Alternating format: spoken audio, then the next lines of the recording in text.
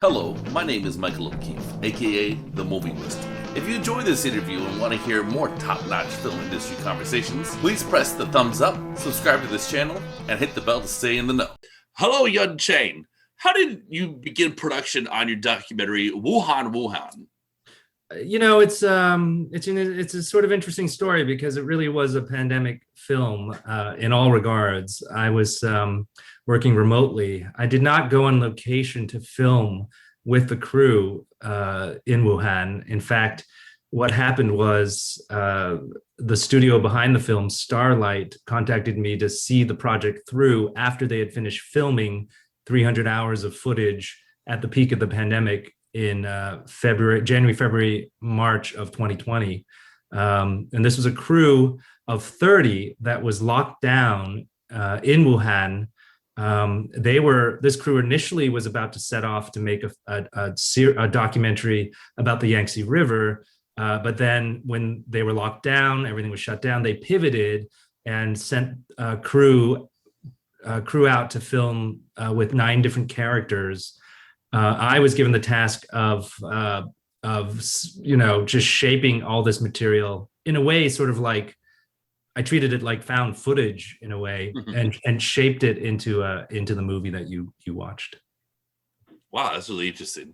Okay, so what can we see in this documentary about the situation in Wuhan that is not common knowledge? So for me, after I had watched all 300 hours of footage and digested all of that information and sat with all the characters, what struck me, the through line for this story, and sort of, I guess, perhaps what I like to do is go beyond statistics and headlines and find the heartbeat of, and the emotional heartbeat of characters and people.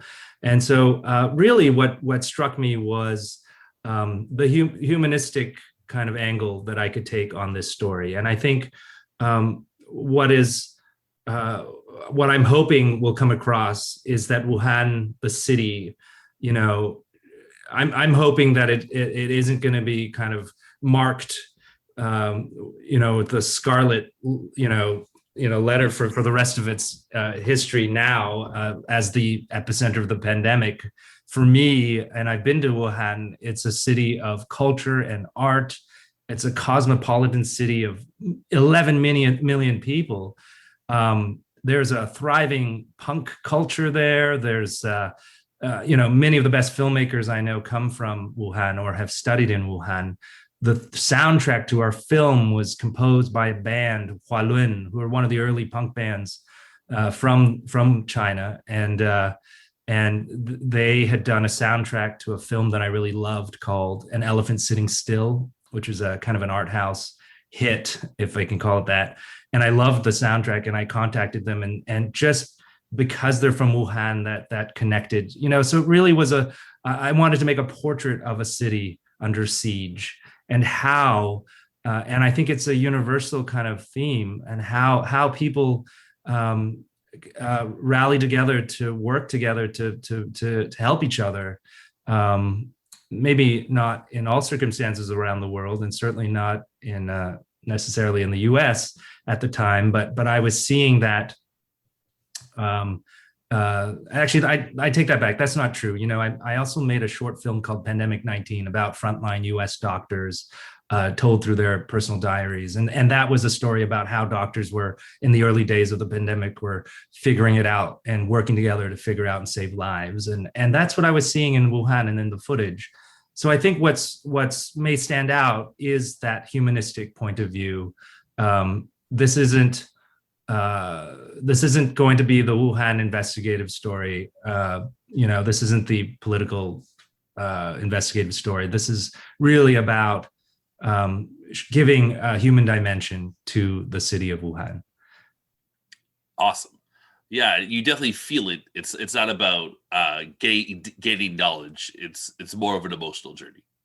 Yeah, and I think at the time too, those people, those citizens, those doctors, those frontline workers, they were figuring it out as well, and the five characters that we honed down to in the film really, I think, are a cross section of those different emotions, different experiences, conflicts, and ups and downs that people were going through. And especially for me, the anchor of the film is this young couple, a young man, a young woman, and the woman is just about to give birth, and the husband decides to become a volunteer medical doctor, driving frontline workers to and from the quarantine hotel to the hospitals. And to me, that was the core of the film. They really carry it, I think, emotionally and connectively too, for us as and universally. I think we all can relate to their experience in some ways. You know, there's laughter and tears and pain and anger and everything. And I've been going through that, and I was really connecting to that, especially because I'm a father with a young child, a 4-year-old, and I can relate to what they were going through, but not what they were going through in a pandemic kind of world. And so to me, I was very emotional, kind of digging through their footage. And I should add that really what compelled me to dive into the making this film and seeing it through was just a week before I got the offer to make the film. I was walking in my neighborhood with my daughter here in Toronto, and we had a anti-Chinese racist incident. And I haven't had something like that since I was a young kid and growing up in a small town. And to have that vitriol directed to my daughter was in the early days. We're talking about early April 2020. To have that happen to us was just sort of heartbreaking, you know. And so that also kind of urged me to focus the film and give shape to the headlines, you know, to knock down the China virus, to knock down Kung flu, you know, and that kind of crap. And we know that this is a persistent problem in the pandemic time, especially with the shootings in Atlanta. So I hope that this film kind of fits a place where we can learn emotionally and learn with empathy. I think my film does, as a documentary, does give something, and I'm hoping that it just gives that kind of the shape of to show that there are humans, people, with families and children dealing with an unknown virus everywhere around the world, and especially at the epicenter in Wuhan. Yeah, I was a big fan of This Is Not a Movie. I gave it like a 4.5 out of 5 on Letterboxd. Thanks so much. No problem. But that scene where that woman you were referring to gives birth, and it's so beautiful to see. Obviously, because we've been on this emotional journey with it, but also the sort of context within, like, this is a pandemic baby. I don't think I've ever seen that. So this is getting a 5 out of 5 on Letterboxd. That's kind of you. I think when I came across that arc of the story of the young mother and giving birth, and to me that really was, I think the big kind of statement that I could make that no matter what, people are going to live and die, give birth, that kind of complexity of human life is going to come through regardless of our current situation. And as we know, babies are being born. And that was sort of the moment I wanted to carry the film to remind us of that life and death impact of our short time on Earth. You know what I mean? So when you're talking about anti-Chinese sentiments, in like stuff like the lab theory as well, what can people do to fight back against that sort of racism? I think it starts by, there's so many different angles, I think, to look at it. I think it's about calling it out if you are a witness and being active about it. You know, I think it's about understanding our history, certainly as Asian North Americans, the history of, you know, racism in North America goes way back, you know, beginning with the Chinese Exclusion Act, even earlier than that, of course, in Canada and also in the US, similar kind of restrictions. And I think for me, it's about systemic change. You know, it's about, there's so many different ways to look at it. From a filmmaker's point of view, it's like, I think we've hit a place where, you know, casting and hiring with BIPOC kind of you know, a severe kind of gap in the way things have been done in the past, even in my early career, was that it was unusual, you know, to have someone like myself kind of be out there trying to make a film. And I struggled in the early days.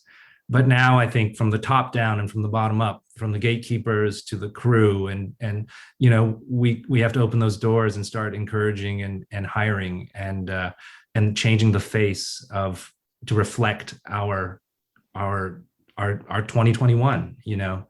And so that's one idea, I guess. There's so many different places to start. Maybe another one is just to watch Wuhan Wuhan, to watch maybe my film Up the Yangtze and China Heavyweight and my films about China, to watch This Is Not a Movie about Robert Fisk, the journalist. And, you know, I take from him, and or at least we had that that same kind of grounding where we felt that, you know, our jobs is, and certainly as a filmmaker, is to report or to tell stories on the side of those who suffer. And I think that is something that is important to do, and hopefully and to tell things emotionally, you know, to go beyond statistics and headlines. So speaking about breaking down doors, you, sir, are now an Academy member, and I want to congratulate you for that. How does one become an Academy member? Tell me how you did. So this is a mystery to me. I suppose I was a member before the kind of Oscar So White movement, and I became a member in 2013. Oh, just before that, the Oscar So White movement, and I found out by receiving so I didn't even know what AMPAS was. I didn't even know what the Academy was back in the day, and I started receiving these messages of congratulations, and I had no idea what was going on. And so back in the day, maybe this speaks to what it was like pre-Oscar So White. The organization was quite secretive, you know, in a way, and hard to approach. And you know, there's this mystery around it, and I was part of that mystery when I got pulled into becoming a member. So since then, the Academy has done a lot of work to kind of be a little more, you know, just to lay out their process a little more clearly. And so now there's a process of nominating people. They're trying to reach, you know, they have a goal to reach, to diversify their membership. And so they call upon fellow members like myself to nominate people. And we've been doing that. There's been, you know, and I think we have different branches. The documentary branch, of which I'm part of, is the most diverse, especially in terms of women and women of color and BIPOC filmmakers. You know, I think in our industry, in the documentary industry, we're kind of forward pushing in that way. And that's a whole nother conversation, you know, like, I think a lot of us in documentary get into documentary filmmaking because it's been hard to get into the fiction world in North America. But anyway, it's a little more above ground now. And I think good things are happening at the Academy. So yeah, it's a great honor. And I just voted the other day for film. Oh, cool. I can't tell you though. I'm not allowed to mention what I voted for. But okay. Do you vote for everything or just documentary?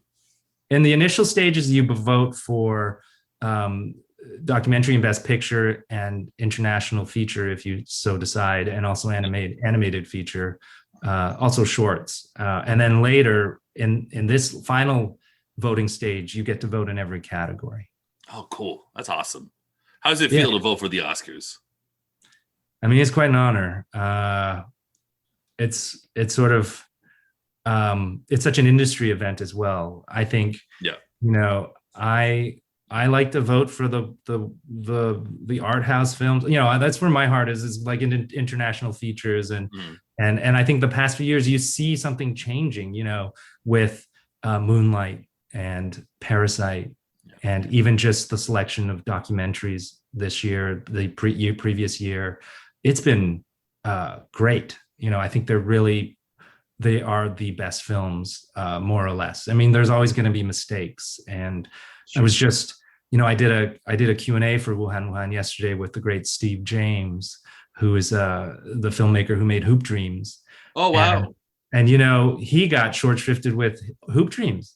Damn. He was not nominated for Best Documentary in '95, which was, and then there's a YouTube link, Roger and Ebert, who just they just loved that film in that year. Yeah. They put it above Pulp Fiction as their best film of the year. They waged a campaign to try to get it nominated for Best Picture. And you can watch that video and how they're so disheartened by that system at the time. And so it's not like that anymore. Things have really changed. And I think going forward, we're going to see more often than not, I think the best films of the year, you know, like whatever that means, but just a good variety of strong films. And even, you know, what was so heartwarming to me was, you know, because I attended an Oscar in what year was it? 2015, 2016. I brought my mother and you know, did the red carpet and watched the whole thing, and you know, and I have to say at that time it was, even now it still is, you know, quite, you know, the ratio of white male to, you know, the reflection of our society is not present in the Academy, and it wasn't then, and it's slowly changing now, but the mentality is still there. So to me, to hear recently when the Academy announced that they were putting rules in place where you have to have, you know, a crew or a cast reflect today's society in some way or somehow, that was a watershed moment for me. I shed a tear, actually, because that's something that I, as a young kid growing up, yearned for, that to see a reflection of myself. You know, I had to go to China to find that. I had to go to Wong Kar-wai and Kung Fu films. I had Double Happiness by Mina Shum back in the day that was groundbreaking for me, even though the film is about a Chinese story, but it can cast Sandra Oh, a Korean Canadian, as the lead. That still mattered to me, you know? Mm-hmm. So, you know, it really is encouraging to me. And I think the key, the bottom line of all that is that it's not what we don't want as a person of color is someone to say, oh yeah, we need to check mark that box, you know. All right. What we want is to, and I think what you see is happening is that these are real filmmakers and creators, and we're not checking off these boxes, you know. We deliver the goods, I hope. And so I'm looking forward to that future. We kind of digress here, but yeah, I think maybe to come back around to Wuhan Wuhan, I think it goes back to that idea of kind of seeing beyond the foreign, you know, and it's also just thinking about what the Academy did to change that from foreign film to international film. That in a subtle way means a lot. You know what I mean? Yeah. And I love that. And you know, Wuhan Wuhan is an international film. It's not a foreign film. We are, you know, in a way, if you flip that, and if you're in China, you know, the foreigner there is North America and the US, but and wherever else. But so that reflection is starting to be a little more, I think a little more rounded, you know. We're in a new world now. you know, we have to address this, and it's happening strong. And I, you know, I'm really looking forward to it. Okay, well, thank you very much for your time. It was a lot of fun. It's a great documentary. Like I said, five Thank out of you. five for me. Thanks so But much. before I let you go, would you say this is your most powerful film? You know, it's hard to say. I don't know. I mean, it's a good question. I think I would say Up the Yangtze, for its metaphor of modern China in 2008 was powerful for me. The image of the father carrying the dresser on his back up the embankment as the river was flooding.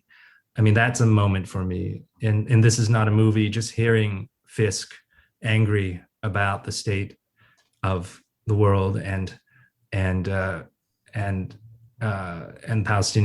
and just the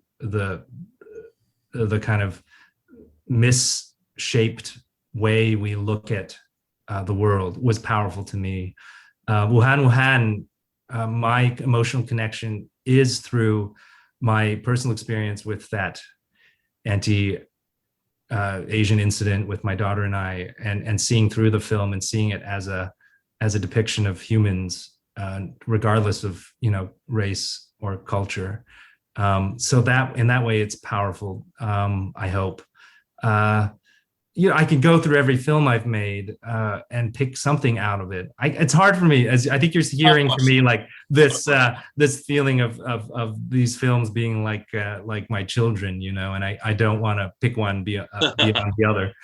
So I'm trying to be fair, but I would say that this particular film, everyone's reaction may be different because we're all experiencing the pandemic differently. But I think the timing for the release of this movie at this time, I'm hoping it's a look back at a time of great, you know, fear and unknown, and how the city, like a city like Wuhan, got through it. And regardless of you know, the political side of the story or the failure of governments around the world, you know, I think really I wanted to cut through that and get to the point of seeing it through the human experience that these very real people were dealing with without, you know, that headline coverage, you know. And so when I watched and I was working on this film a few months ago, I looked at it differently. And at that time, there wasn't really a sense of an end. Now, before the third wave, I got a sense of hope from watching this film. And now when I look at it, I haven't since the third wave has begun. I've just, you know, I finished it in the beginning of March, and I will watch it again. But I wonder if I'll have a different reaction. So I think it's such a living moment right now that we will all experience it in a different way. What about you? How did you react to it? Well, like I said, I was a big fan of This Is Not a Movie. Like, Yeah. I'm a big fan. I thought it was really like I was really enthusiastic about it. But when I saw that giving birth scene in this movie, I felt like, you know, that transcendental movie moment. Yeah. Oh, Where good. it connects like in a way that is different and it's sort of elevated. It's like you've seen the scene before, Yeah. but the context is different, and it really I really felt it like the butterflies. Okay. That's great. So, I mean, yeah, like in terms of like, not necessarily like the most timely or intelligent thing, and it's all those things as well, but like that real human connection. I think for people who maybe documentaries are their main thing, that is a great selling point for this one. oh, that's great to hear. I mean, I wanted everything to get to that point, and I don't mean to smile listening to you say this, but it's reassuring to me that I've heard that more than once, which is a good thing. But that was the intention, to get us there, to feel something that is hard to encapsulate in words, you know. Mhm.